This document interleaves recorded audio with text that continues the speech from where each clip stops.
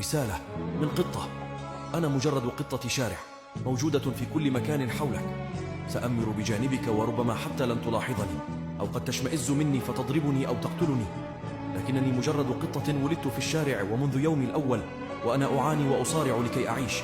أبحث عن طعام يسد جوعي، وماء يروي عطشي، ومأوى يحميني من حرارة الشمس أو برد الشتاء طوال اليوم. قد يحالفني الحظ كي أكبر قليلا لأنجب أطفالا صغار في هذا العالم القاسي.